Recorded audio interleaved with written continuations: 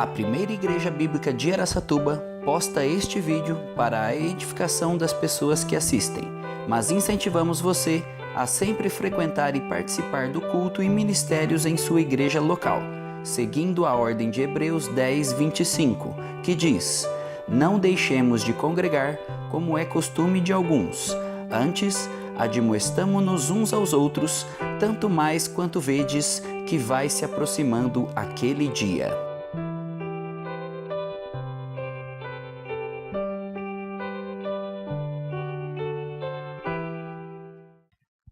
Quantos estiveram ontem aqui? Levanta a mão, por favor. A maioria, que bom, que bom. Então não preciso recapitular. Mas dentro da ideia que a gente está propondo aqui, daquilo que conversamos, eu e Aldo, algumas semanas atrás, é que a gente conversaríamos sobre essas três tarefas ou três responsabilidades de qualquer cristão, né? Entendendo que não existe essa separação entre alguém que só ora por missões, o outro é chamado só para contribuir para missões, e finalmente um terceiro que é chamado para ir para missões. Não, nós todos somos responsáveis pelas três partes. Claro que existe algumas diferenças, não são todos que vão para o estrangeiro ou para algum lugar difícil aqui dentro do Brasil mesmo, mas nós somos responsáveis sim por missões aqui, né? E como o pastor falou, daqui para lá. Como a gente pode amar missões ou dizermos que amamos missões, só porque nós temos missionários por aí, se nós não fazemos missões? Se somos crentes estéreis, como eu disse ontem, né? Como era Raquel, como era Sara, como era Ana, na palavra, mulheres que não podiam ter filhos e que um dia Deus abriu a madre delas e fez com que elas tivessem filhos. Que Deus possa ter feito isso e possa fazer isso na vida de cada um aqui, que a gente possa realmente se preocupar com isso. Eu não sei, a partir do que conversamos ontem, na nossa igreja a gente tem quase uma regra, né? Algo que a gente fala muito, de sempre nós termos uma pessoa, ou duas, ou três, mas pelo menos uma, que é nosso alvo de oração e evangelismo. Por que ambos? Nós vamos ver hoje de manhã que a oração é o poder de Deus que vai preparando o caminho para isso.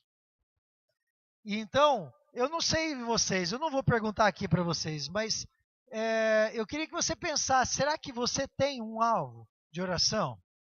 Alguém que já é teu amigo, alguém que você já conquistou para você, né?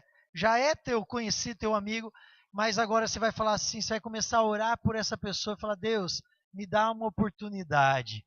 E intencionalmente você vai buscar oportunidades para falar de Jesus para ela. Como? Por exemplo, nós temos 2 casais no nosso prédio que são nossos alvos de oração. E o que a gente faz? A gente fica ligado, né? Logo que a gente conheceu eles, a gente chamou eles para comer na nossa casa. Teve uma vez que eles estavam com... Ela teve o nenê, ela teve gêmeos, a Evelyn, né? O Bruno e a Evelyn. E aí o nenê um deles estava com problema, a gente foi lá, se ofereceu para ir visitar, a gente nem conhecia eles direito. Mas a gente foi lá visitar, oramos por eles, e a gente criou uma abertura, né?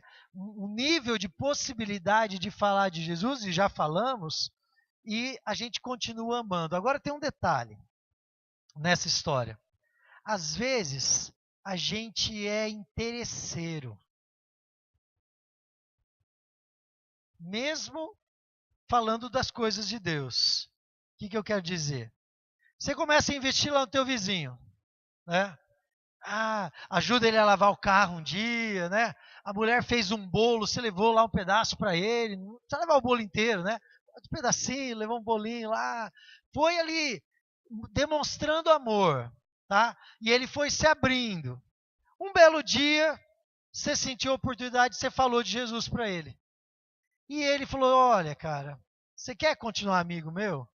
Não vamos falar de religião, não. Eu tenho a minha religião, você tem a sua. Não quero saber do teu Deus ou do teu Jesus, tal. Sabe o que normalmente as pessoas fazem? Eu fiz a minha parte. Nunca mais leva bolo pro cara. Nunca mais ajuda ele a lavar o carro. Nunca mais ajuda ele a carpir o terreno. Nada disso. O que era isso? Que amor era esse? Amor interesseiro. Ainda que fosse para chamar ele para Jesus, que é uma causa, vamos dizer assim, nobre, o amor não pode ser interesseiro. Continua a amar, porque Jesus mandou a gente amar. Continua a amar. Quem sabe um dia vai ter outra oportunidade. Ou pode ser que nunca mais tenha, mas você continuou a amar. Sem interesse, sem segundas intenções. Ame porque você tem que amar. Só isso. Jesus manda a gente amar até os nossos inimigos, quanto mais nossos amigos. Não é verdade? Mas, para que as coisas possam acontecer, nós cremos que a oração é algo fundamental. E eu queria falar sobre isso hoje. Algum tempo atrás, um pastor amigo meu foi para a Coreia. E vocês talvez já ouviram falar que algumas das maiores igrejas do mundo estão ali na Coreia, Coreia do Sul. E eles foram, então, alguns pastores, né, para um congresso de oração. E disse que foi muito bom, eu conversando com ele depois, né, e ele falando lá várias coisas. E eles foram visitar uma igreja que é uma das maiores igrejas de lá. E eles foram visitar um retiro.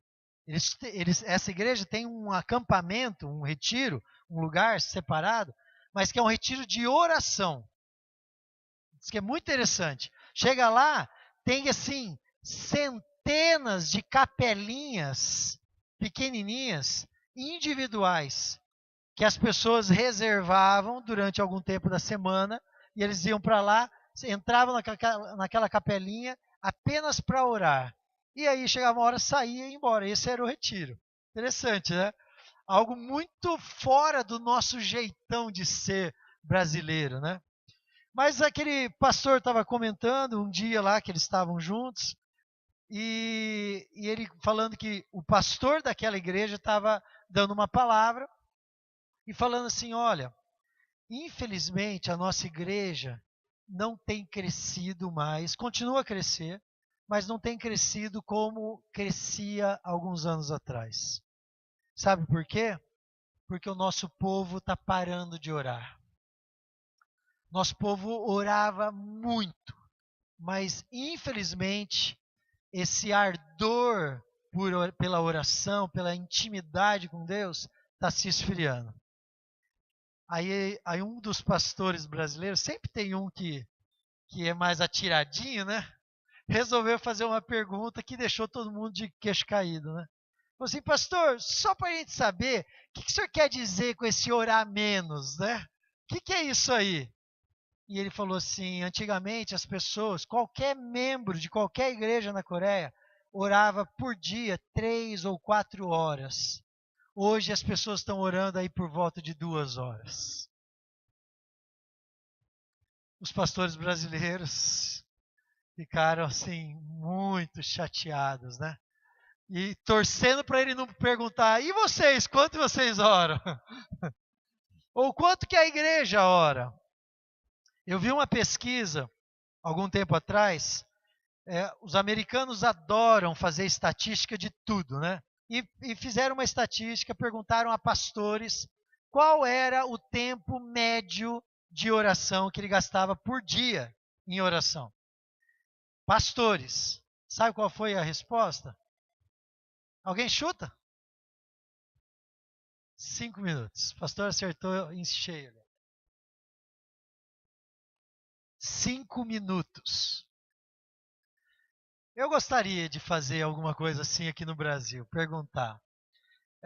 Normalmente, quando eu falo alguma coisa sobre isso, na minha igreja, as pessoas falam assim: ah, pastor, eu oro o dia inteiro. Eu estou ali fazendo negócio, estou orando. Isso é uma desculpinha. É uma desculpa para não separar um tempo sério de oração. Eu pergunto, Jesus, que era Deus, que é Deus, ele separava um tempo só para orar? A gente vê isso na palavra de Deus? O tempo todo a gente vê. Vários momentos. Jesus separava do dia. Ele não falava assim, não, eu estou aqui orando em todo o tempo. Não, não. Às vezes ele se retirava para um lugar deserto para orar. Para buscar essa sintonia, essa intimidade. Eu também não gosto muito desse negócio de ficar falando quanto tempo ora. Porque o problema, a questão não é o tempo. Então não pense que eu estou falando de tempo aqui. É que o tempo nos dá uma base, né? Mas a questão é intimidade. Essa é a questão. Todo mundo aqui vive com pessoas. Nós somos feitos para viver socialmente. Com quem você tem mais intimidade?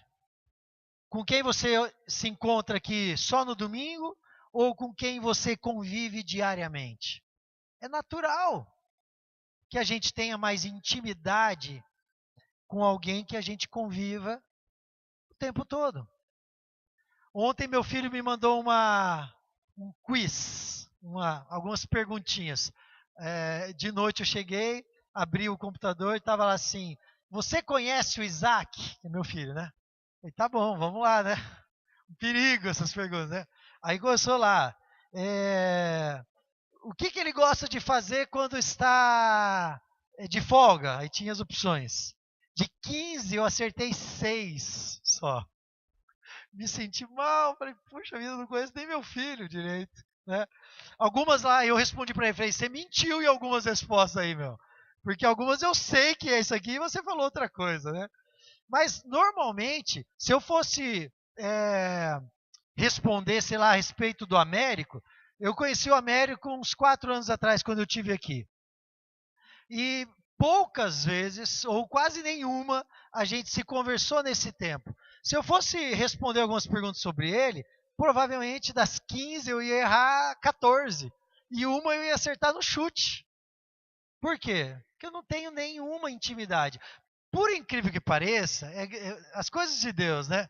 Eu cheguei ontem e nas conversas que a gente já teve, dá a impressão que a gente já se conhece há muito tempo. Deus faz isso na família dele, né? Mas não podemos ser ingênuos de achar que nós somos íntimos. Não somos.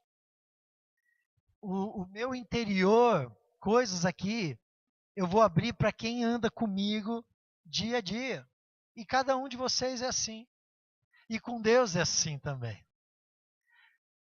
Alguém já disse que a voz de Deus, que a gente pode ouvir, detalhe, coitadinha, que paulada, né? Ela saiu voando ainda, então acho que tá bem, né? É. Mas isso acontece quando tem 2 janelas. Ela tá vindo de lá e ela enxerga ali, ó. E vem. Tinha uma casa de um amigo meu que acontecia muito. Falta intimidade com a janela. Ou uma cortininha em uma delas também. Ou um desenho, sei lá, alguma coisa. Mas enfim, deixa eu falar. Nem lembro o que eu estava falando.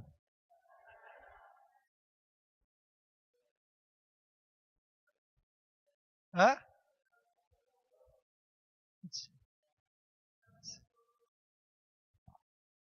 O que é? Que é? Eu não vi ele falando. Sim, sim, sim. É. Mas eu ia começar a falar alguma coisa e tudo bem. Ah, isso aqui, ó, isso aqui. Esse negócio de sentir a voz de Deus. Interessante e importante lembrar que a voz de Deus, normalmente, a gente não ouve com os ouvidos, mas a gente ouve com o coração. Tá? Mesmo na palavra de Deus, quando a gente lê aqui assim, muitas vezes, quando a gente lê, e Deus falou comigo tal, provavelmente, em muitas das situações, Deus falou ao coração do autor bíblico. E algumas vezes, sim, ele aparece de maneira até visível, audível e tudo mais. Porque Deus pode fazer qualquer coisa. Mas na minha experiência pessoal, agora estou falando de mim, eu não lembro de ter ouvido a voz de Deus como, por exemplo, aparentemente Samuel ouviu, né? Samuel! E ele achou até que era o sacerdote lá, né?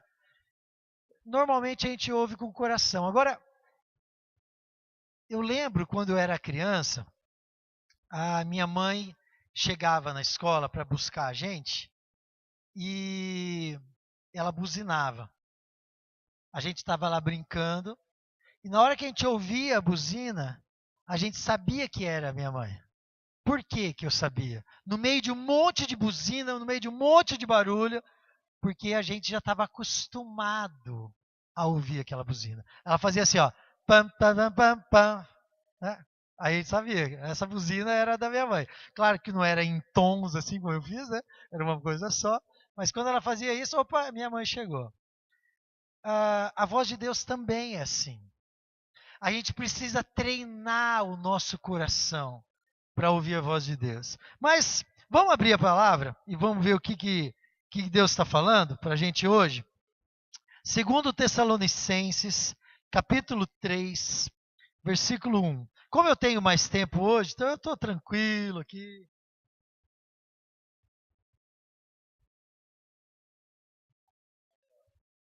Busca mais água lá.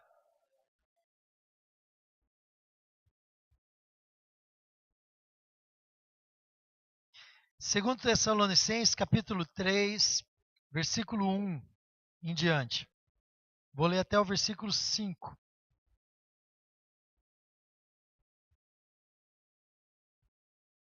Nossa, agora que eu vi que tem um negócio aqui, eu ficava olhando para trás.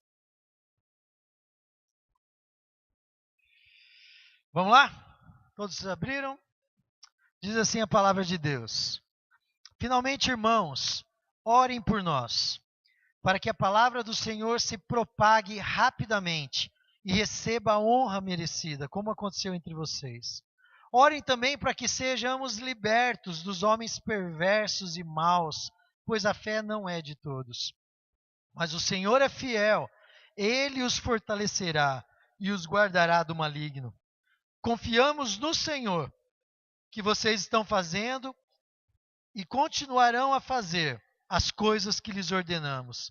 O Senhor conduz o coração de vocês ao amor de Deus e à perseverança de Cristo. Vamos orar mais uma vez? Senhor Jesus, obrigado pela tua palavra. Nós cremos que ao ler essas palavras, elas podem fazer diferença em nossa vida.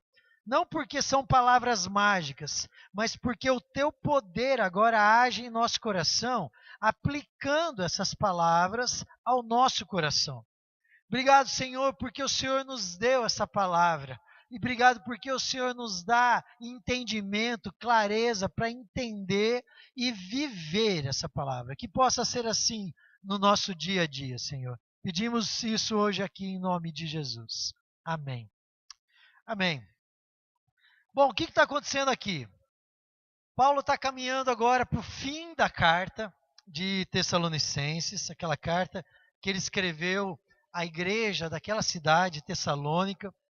E então ele elabora, ele sugere uma agenda de oração. Eu não sei se vocês, irmãos, têm uma agenda de oração, um caderninho de oração. Eu tenho o meu caderninho, Eu pensei em trazê-lo aqui, mas esqueci lá na casa do Américo. Mas a ideia é que cada um, isso é importante. A gente tem uma agenda, um caderninho lá que você começa a escrever e é tão gostoso de vez em quando eu folhear o caderninho e ver os OKs. Eu coloco um OK do lado quando Deus respondeu a oração. E parecia lá no momento algo tão difícil, algo tão doído, e de repente vira um OK só. E páginas com OK, dizendo assim: Deus me ouviu e Deus respondeu a oração. Não quer dizer que tem um sim para todos, não. Às vezes Deus respondeu não, e eu entendi não, tá bom, desisto, né? Não preciso mais. Mas nesse momento Paulo está mais ou menos fazendo isso. Obviamente o povo daquela época não tinha a facilidade que nós temos de ter um caderno, ir lá na papelaria, comprar um caderninho para poder escrever, né? Eles tinham mais dificuldade com isso. Mas ele sugere assim: olha, queridos, vocês precisam orar por algumas coisas. Vocês precisam ter a disciplina de buscar a Deus com alguns alvos específicos. E aí, então, essa agenda, ela contém um pedido de oração, ela contém uma confissão de fé e também uma intercessão pela igreja, que nós vamos estudar aqui de maneira bem tranquila. E é interessante porque cada uma dessas três partes da agenda de oração que Paulo está sugerindo tem algumas bênçãos que a gente pode conquistar através da oração. E é isso que eu gostaria de falar hoje. Se, como missionários, ontem a gente viu que nós precisamos entender que o ir é para nós também, não é só para quem está lá em Roraima, no Nordeste, na Amazônia. Não, é para mim e para você, que estamos aqui em Araçatuba ou em Curitiba, no lugar que você mora, no lugar que você trabalha, enfim. Mas também é nossa responsabilidade orar por missões. Orar para que as coisas possam acontecer. Então, eu quero convidar você a experimentar essa bênção, que é poder interceder por missões. A primeira coisa que a gente vai ver é o que Paulo fala no versículo 1, pode dar um clique aí? É o poder da oração na propagação do evangelho. Versículo 1 ele diz assim: finalmente, irmãos, orem por nós, para que a palavra do Senhor se propague rapidamente e receba a honra merecida, como aconteceu entre vocês. O velho apóstolo aqui, Paulo, cheio do Espírito Santo, calejado já na experiência que ele teve missionária, ele sabia que existia ou existe uma conexão maravilhosa entre oração e salvação. Existe uma conexão. Às vezes a gente não sabe nem explicar direito o que é isso, mas ela existe. E é por isso que ele fala então para as suas ovelhas: olha, vocês precisam orar por nós. Vocês precisam orar para que a palavra de Deus se propague, que a palavra de Deus se espalhe, porque salvação está tremendamente conectada com a oração dos santos. Agora, a Bíblia vai nos mostrar em outras situações essa realidade.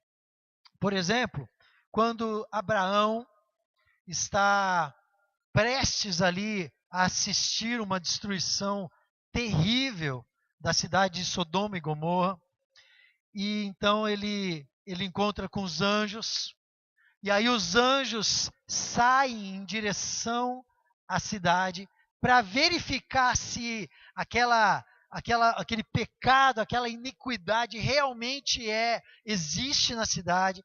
E então a Bíblia diz que Abraão fica com Deus. E ele começa a ter uma conversa com Deus. E ele fala assim: Deus, você está querendo destruir a cidade, né? Tô sim, vou destruir. Então, mas você vai destruir os bons junto com os ruins? Tudo junto? Quem é justo na cidade vai acabar sendo destruído também? Ele, não, não, não. E ele fala assim, olha, se tivesse 50 justos na cidade, você destruiria? Ele, não, não destruiria. Ele, não deu certo, né? Tá bom, Deus, se tivesse 40, ele, não, não destruiria. Ele, na mente de Abraão, ele devia estar contando, né? Ló, a esposa, os filhos, os maridos, tal, né? Não, deve ter lá uns 30. 30, Deus! Se tiver 30, ele, não, não vou destruir. Aí ele já teve que eliminar os cunhados, né? Genro, nora, os agregados, né? Tiraram tudo. Aí ele pensou assim, tá bom, Deus, se tiver 10, o senhor destruiria? E Deus fala, não, eu não destruiria. Aquilo ali, queridos, é uma intercessão de Abraão. Ele está intercedendo diante de Deus por aquelas pessoas. E é interessante que nem Ló era considerado justo. Ninguém.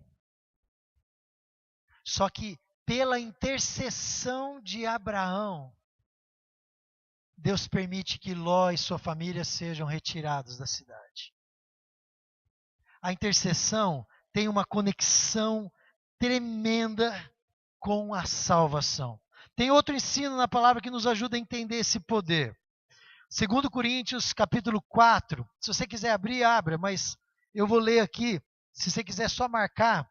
2 Coríntios 4, versículo 3 e 4 diz assim: se o nosso evangelho está encoberto, para os que estão perecendo é o que está encoberto. Porque, olha só, o Deus desta era cegou o entendimento dos descrentes, para que não vejam a luz do evangelho da glória de Cristo, que é a imagem de Deus. Isso é o que impede. Lembra que eu falei ontem que o que as pessoas precisam desesperadamente é de Deus. Só que quantos aí fora, quando você sai para conversar, entendem isso? Poucos. Na maioria, o que acontece? Existe até uma repulsa. Eu falei ontem aqui. Existe parece uma onda contra a palavra de Deus e contra a Bíblia, contra os cristãos.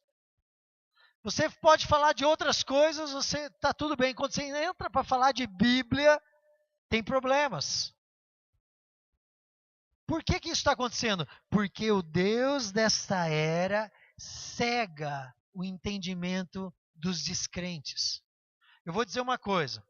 Vocês estão aqui me ouvindo. E alguns, conforme eu vou falando, fazem assim, ó, né? Eu entendo o que quer dizer assim, né? É isso aí mesmo, puxa, é isso aí.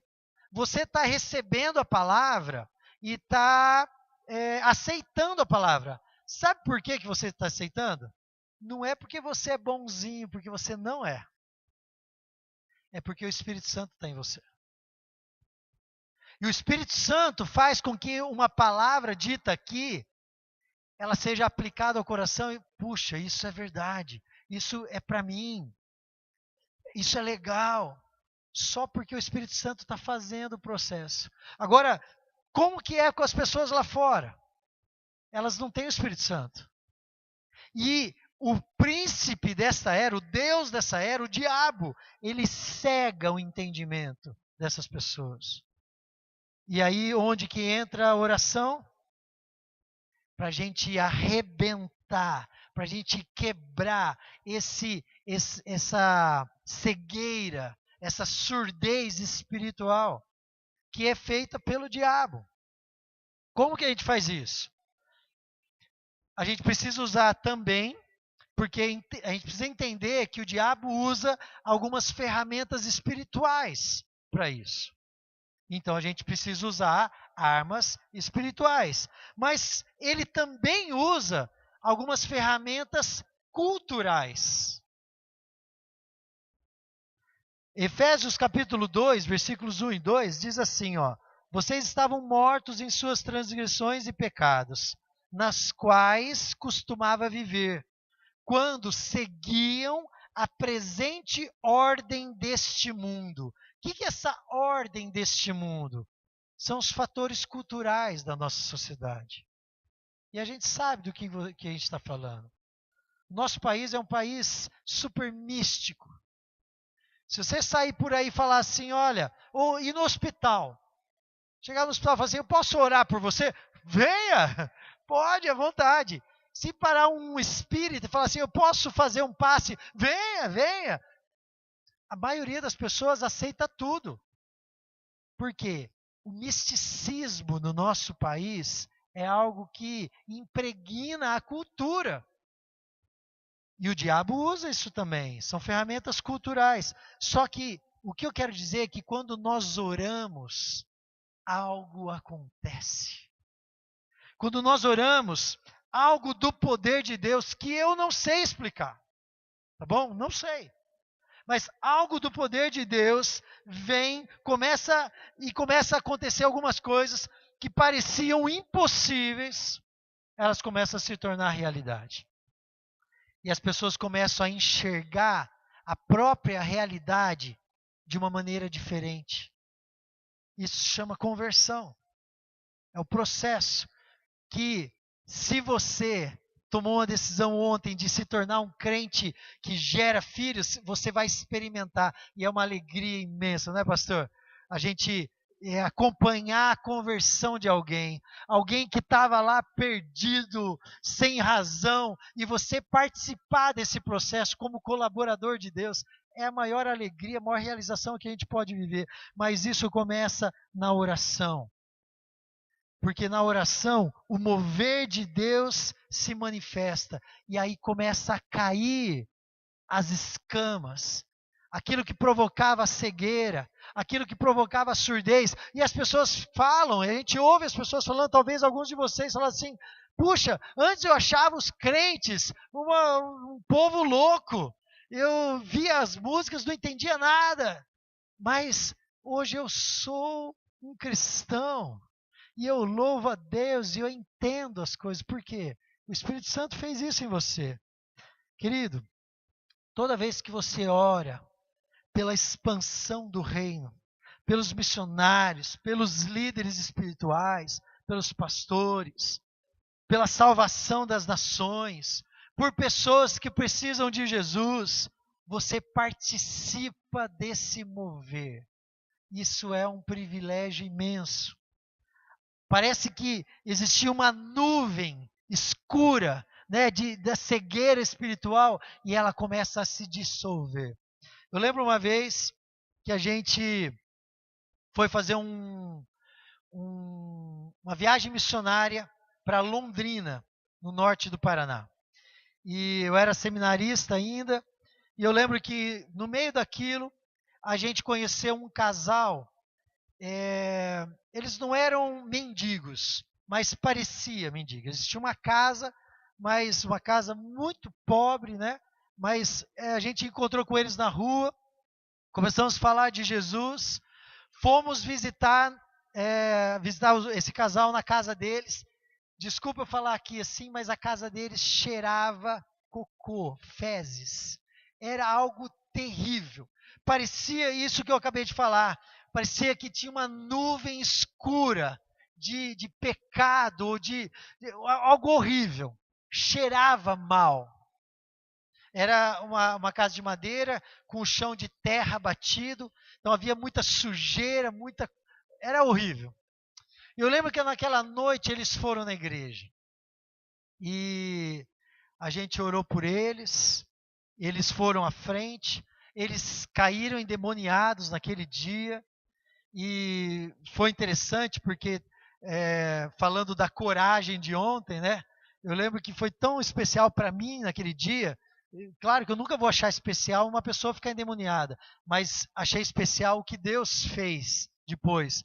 E aí eu tive coragem de ir lá e orar por aquela pessoa. Eu tinha medo antes disso, né? E na verdade foi bonito demais, o que aconteceu naquele dia, aqueles dois entregaram a vida para Jesus, e a gente foi visitá-los 2 dias depois. Isso aconteceu num sábado. Na segunda-feira, a gente ficou 15 dias naquela cidade. Na segunda-feira, a gente foi visitar a casa deles. Gente, era outra casa. Dava a impressão que aquele chão de terra tinha sido varrido assim 3, 4 vezes, porque estava tudo limpo, não tinha mais cheiro. Essa nuvem negra da cegueira espiritual tinha se dissipado. Deus tinha entrado naquele lugar. Queridos, isso é uma bênção, porque você não pode deixar de experimentar. Você participar disso em oração. Você é o missionário que precisa usar a arma mais poderosa que Deus deu para você, a oração. É interessante porque às vezes a gente fala assim, né? Eu ouço muita gente falar disso. Até na nossa igreja a gente falava. Olha, vamos orar pelo missionário, sim. Mas o que a gente pode fazer mais pelo missionário? Como se orar não fosse o suficiente. Como se orar fosse mais ou menos. Mas vamos agir agora, querido. Tenha certeza. Sabe por que a gente precisa agir? Porque a gente não ora. Porque se a gente orar mesmo pelos missionários, Deus faz o resto. Não estou dizendo que a gente não tem a responsabilidade de ajudar também. Hoje à noite eu vou falar sobre isso. Mas a oração é o básico, é o principal. Você tem orado por missões? Eu queria que você pensasse na possibilidade de ter uma agenda mesmo, tá? Pode ser no teu computador, pode ser no teu tablet, pode ser num caderninho mesmo, mas você tivesse algo que fosse palpável e que fizesse com que você tivesse uma vida de oração regular.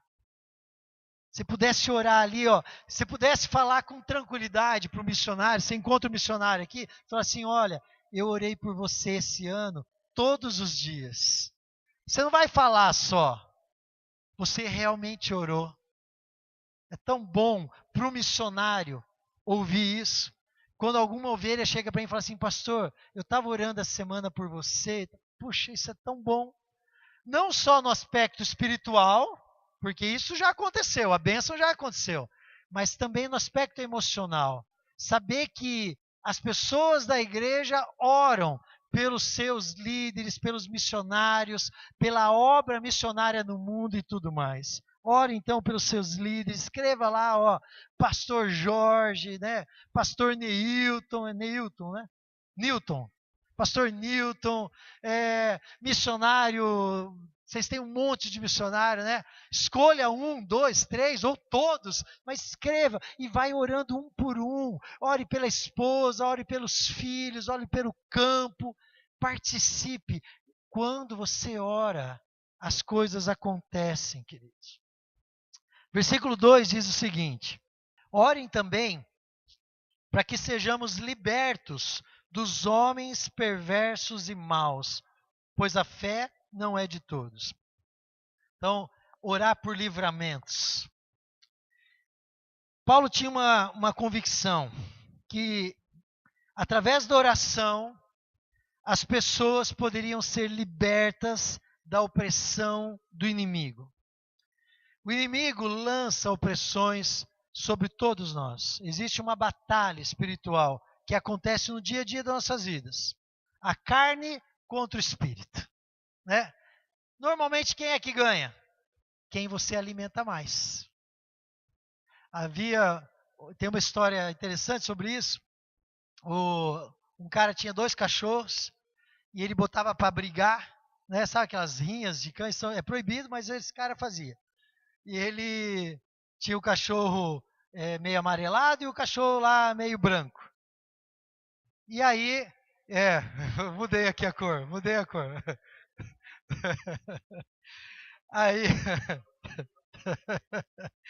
E aí eles botavam para brigar e sempre acertava quem ganhava.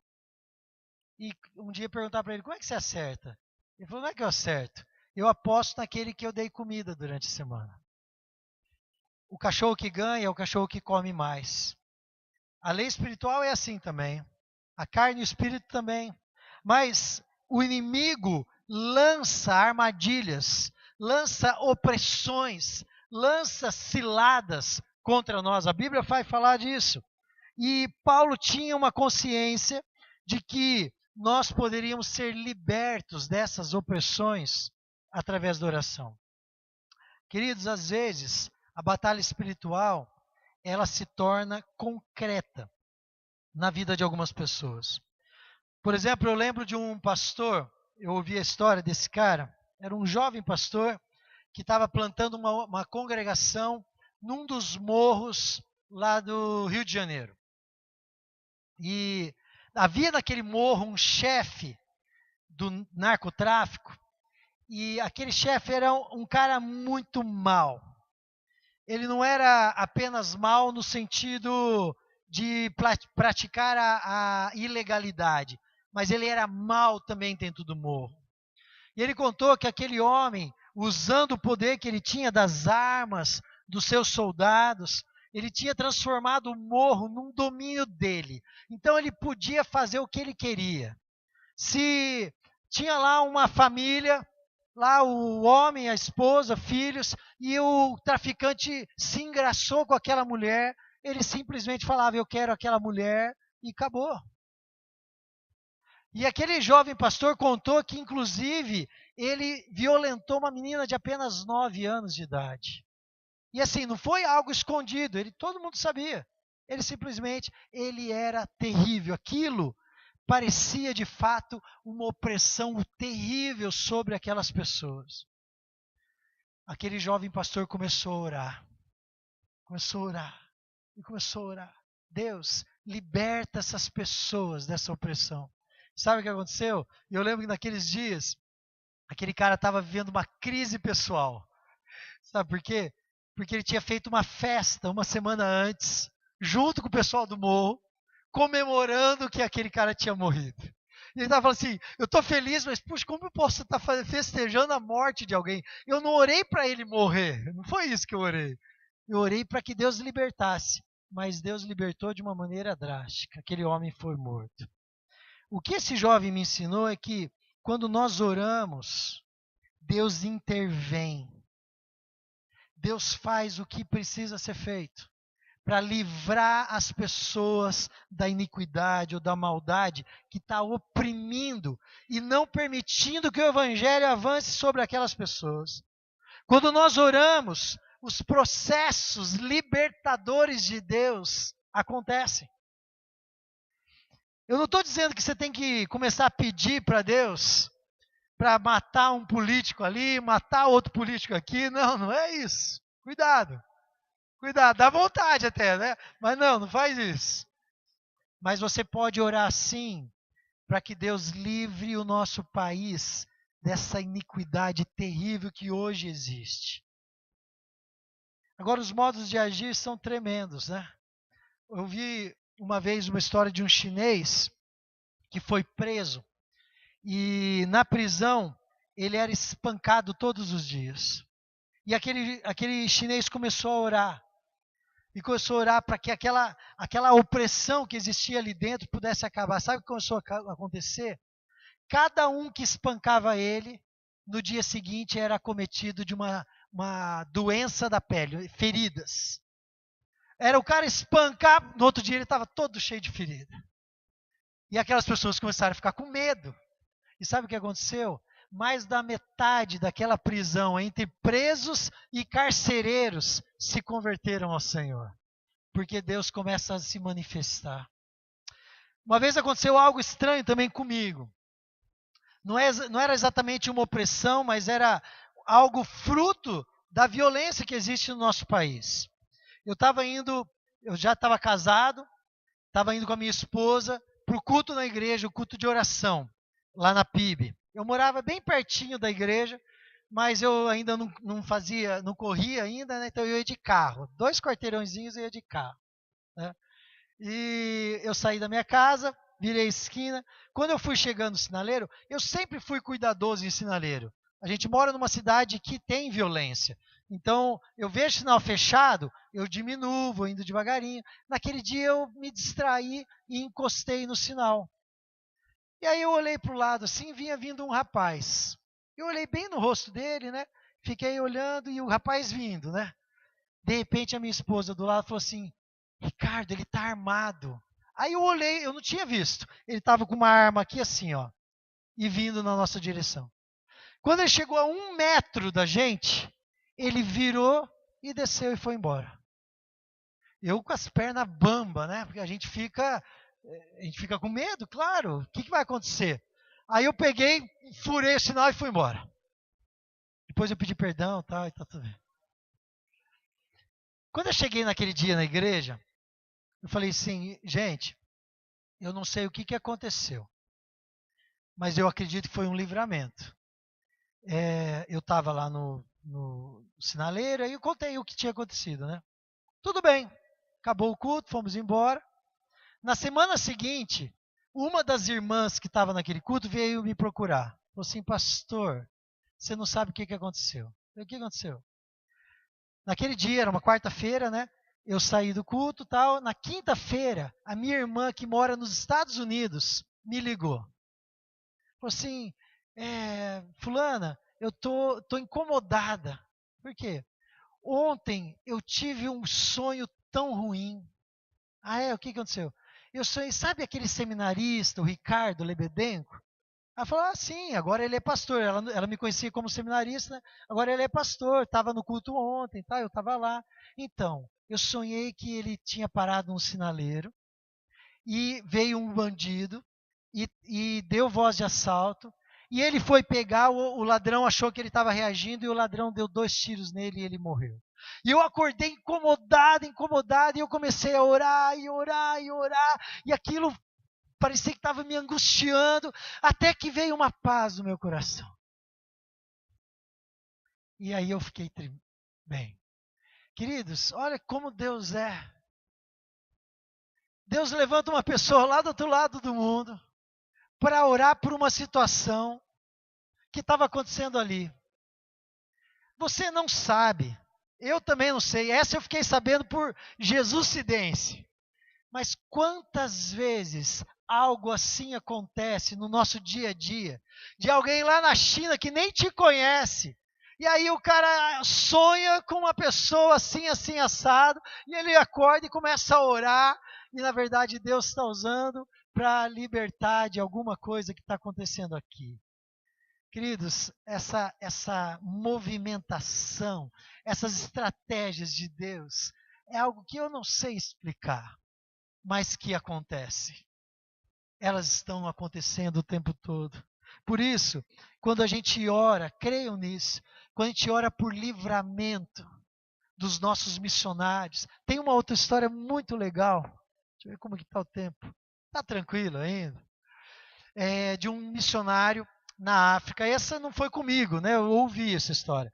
Mas o missionário estava na África e ele morava num vilarejo e ele precisava de 15 em 15 dias ir para uma cidadezinha comprar alimentos. E ele então ia a pé, dormia no meio da estrada porque era longe, e aí no outro dia ele chegava no vilarejo. Então, um dia ele estava indo e ele encontrou com 2 rapazes brigando. E ele foi lá, não, para com isso, tal, sei que, bababá, né? E conversou um pouquinho com eles e seguiu o caminho. Só que aqueles 2 perceberam, ficaram sabendo ali na conversa que ele estava indo comprar mantimentos. Então o que eles pensaram? Opa, esse cara vai voltar. Vamos ficar aqui esperando e vamos assaltar esse cara. E aí beleza. O missionário voltou, só que eles não atacaram. E o missionário não ficou sabendo de nada. Nem viu os 2. Algumas semanas depois, ele encontrou com esses 2 nessa aldeia, nessa cidadezinha, né? E aí, tudo bem, como é que vocês estão? Estão bem e tal? Mas olha, a gente quer falar uma coisa, a gente quer pedir perdão para você. Mas por quê? Porque a gente ia atacar você, lembra aquela vez, tal, né? A gente bolou um plano e a gente ia atacar. Ainda bem que você não estava sozinho. Ele falou assim, não, mas eu estava sozinho. Não, você não estava. Tinha 12 homens com você e eram uns caras enormes. E a gente ficou com medo e a gente nem chegou perto de você. Ele achou estranho, né? Mas, bom, tudo bem. Deus fez que eles vissem alguma coisa, tudo bem, né? Alguns anos depois, ou meses, não sei, ele voltou para a cidade dele para fazer o que os missionários fazem, né? Eles voltam para pregar na igreja e tal. E diz que eles chegaram na igreja, numa das igrejas, e o pastor falou assim: olha, algum tempo atrás, uma irmã da igreja sentiu o desejo de orar por você. E a gente convocou as pessoas da igreja para vir aqui na igreja, a gente se reuniu para orar. Fiquem em pé os irmãos. Quando ficou em pé os irmãos, eram 12 irmãos que oraram naquele dia. E o que Deus fez? Mandou 12 anjos daqueles, né, tamanho de um Opala gigantesca ali, né? Opala não dá para falar mais, agora tem que usar uma caminhonete, né? Enfim, alguém conhece Opala? Ó, poucos, né? Queridos, tio Opala, quando Deus coloca no teu coração o desejo de orar por um dos missionários, por orar pela obra missionária em determinado local, ore, porque Deus está te levantando para fazer alguma coisa, um livramento que vai acontecer lá não sei aonde. Creia que Deus está te usando naquele momento. A oração tem um poder de fazer coisas acontecerem. É como se fosse um fiozinho que vai lá no céu e você puxa o fiozinho e a bênção cai. Só que aquele fiozinho só se você puxar. Sabe o que acontece quando você não ora? Não é que não acontece. As coisas acontecem, mas você perde o privilégio de participar daquilo. Deus vai levantar outro para orar.